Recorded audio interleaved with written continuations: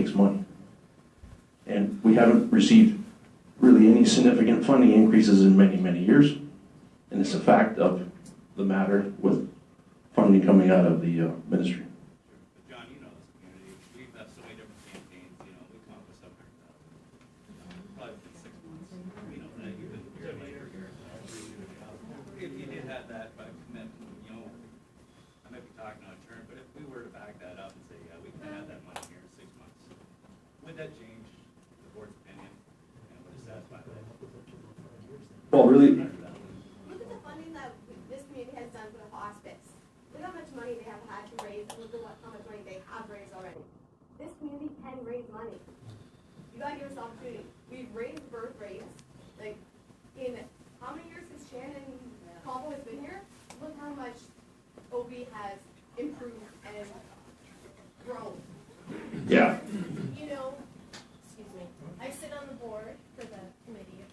We have a hospital gala every year, and just from that one gala, we raised $100,000.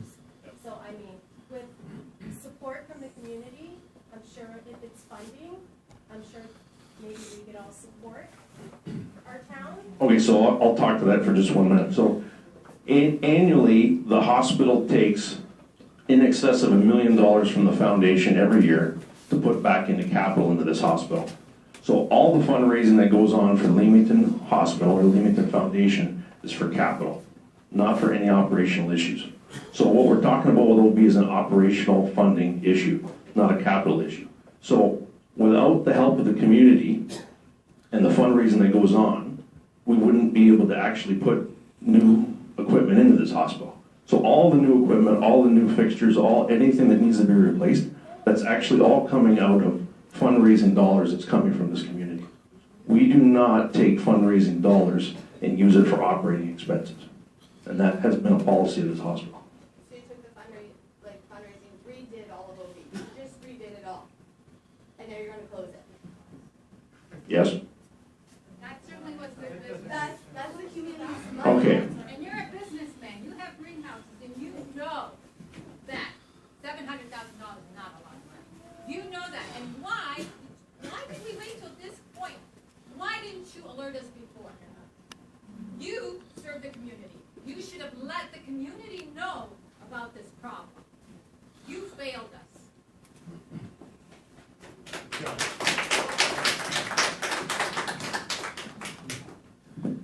My name's John Mullen, and I've been on the board since 2001.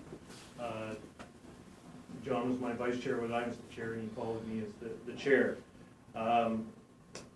In 2009, we cut, how many beds, Terry? 15 acute care beds, and that was a very difficult decision. And now we're doing something that is even more critical and more passionate than that, although that was still difficult. But I'll tell you this, and John shared a story about one of his children being born. Like a lot of my contemporaries here, like the mayor and the deputy mayor, I was born here. And John's right, every single one of our board members did not want to do this. Because we have an attachment, we have an emotional attachment to this hospital, as much as anybody in this room. We have just as much emotional attachment as anybody in this room, myself included. This decision was a financial one, and as hard as that is for people to understand, we have a responsibility, as John said, to this community. It doesn't appreciate all of the passion stories of mothers and mothers-to-be in this room. But we have a responsibility. And if we don't make the responsible decision, someone else will come in here and make a decision that you think is even worse than the one that we've made. Now, Gary Switzer and his board, they have to make the final decision. What is happening here today is a good thing. John Patterson said it best, we have to, figure it out. But as board members, We have a responsibility to ensure that this hospital stays here. And if we didn't, and the hospital goes away, then where are we? Then no one will want to come to this community. But this is a difficult decision, and I'm hoping that the rest of my fellow board members, because I see our past chair and our vice chair in the back there, I see Michelle here, I don't know if I'm missing, I hope they all talk to you as well. But this decision was not easy. If you can tell, I'm used to standing in front of people, but I'm getting a little emotional too, because it touched us all. We didn't just spend an hour and a half making the decision. This decision has been going on for over 10 years. And like I say, I've been here for 13, so I know intimately what was going on. Yes, I had to deal with the one physician that probably drove a lot of women out of this community. I had to sit and deal with him personally. So I know exactly what was going on here. Yes, it does take time. And we have tried our damnedest over the last 10 years to make sure that we've gotten at least to this point, at the expense of doing some other things that maybe were important too. OB, though, was always something that we knew was important. So I'm hoping that my fellow board members may talk to you as well, but this was not an easy decision.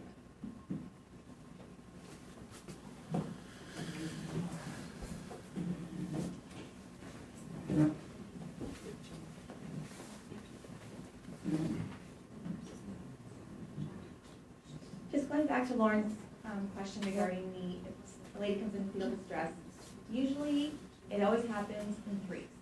So if you have 3 that come in and 3 ladies lose their babies, waiting for EMS, trying to be transported, or the ER doctor trying to figure out what to do with this patient, are we better off having lawsuit after lawsuit after lawsuit versus the $700,000 that we're in a deficit?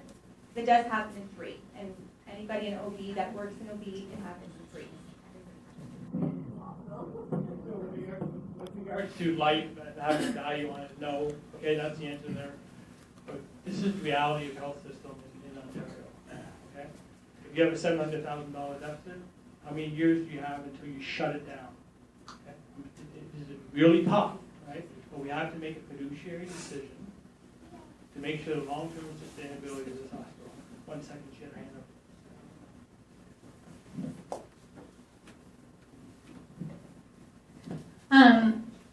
I don't have a family yet, but I'm looking forward to starting a new family in the future.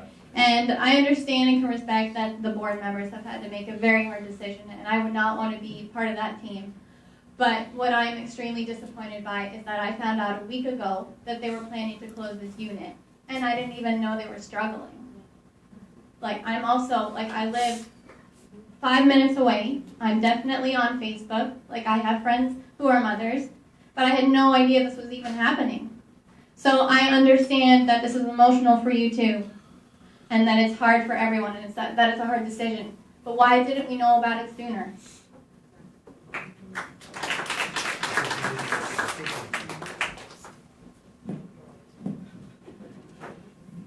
So why did you know about it sooner? So as John said, John and John both said, OB's been an issue here for a long time. So when this started, and everyone knows that we've been working diligently on this for quite some time. We've had meetings with the LIND, we had meetings with the Ministry of Program and Services here. When this started with the consultant came in, I met with all the staff and I told them about what was going on. I quickly got to the meeting and that was broadcast. Okay, so we went through that entire process. Okay, the board received the report. It was public, the board received the report. It was on the radio, it was in the newspapers, and so forth. Right? It's not a perfect solution with regards to timing for anybody. None for our board, none for this community. And I appreciate the passion you're showing, and I guarantee our board of directors have struggled with this for years. We get so many flyers about pointless crap. And I'll get a letter from Scotiabank on not even every day. And people who aren't in the media, how would they hear about it? So why couldn't we just, if you guys cared so much, why didn't you get it from the people? Just deliver flyers letting us know this is happening.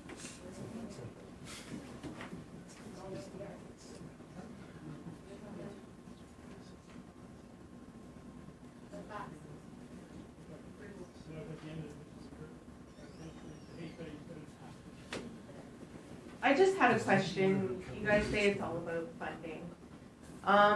For the past couple of years, when we've been kind of slow up on OB, one of us has always gone out on other floors. Now, it was our understanding that the other floors were actually being charged. OB was not being charged for our time that was spent off unit, and we were tracking it. We had quote-unquote legal documents that said it was being tracked, and within the last 6 months, it's completely stopped, where we're not tracking anything and nobody else is being charged. And I mean, we're still going out on other units, taking patient assignments for 12 hours at a time. So how is that not being kind of thrown into the mix as well? So if you take the cost from one department and you put that cost in another department, they equal each other. But we were replacing sick calls that weren't being replaced. We were being that sick. But we're still paying that sick call person every night. Not the first time. So this is a financial modeling that was done with respect to the amount of work that this has been going on for years. I mean, I went back to the 2020 report the other day just to take a look at it. The 2020 report was to recommend the melding of the med surge and the OB, not to have a distinct OB unit. Yeah. Okay, that was 2020. And that was 6 years ago. Okay, so there's too much cost in the entire building with regards to the services we offer. And the one that sticks out the farthest is OB. If you look at the philosophy and say, every program needs to stand on its own 2 feet, okay? And then you take a look at it, the changing demographics that we have in this area. Those 2 things added together led to the decision. I was wondering, hi, sorry, can you clarify, I know you talk about the aging population and funding, and you want to focus on ER, but with the aging population, are you talking about possibly having more long-term beds in this hospital? Is that kind of what you're thinking? No, so it's almost like a perfect, so the average age of our patient in this hospital, 72 years old. Average age of Windsor Regional, 62 years old. So the older you get, the older all of us get, the more frequency you have going to a hospital. The projections are a greater percentage of us in the total are going to be getting older.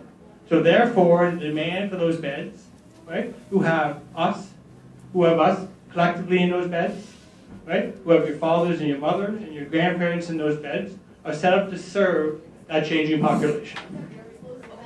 So maybe our community could look at building another long-term care facility for these people that actually are aging and are going to need beds for more than a couple nights and focus.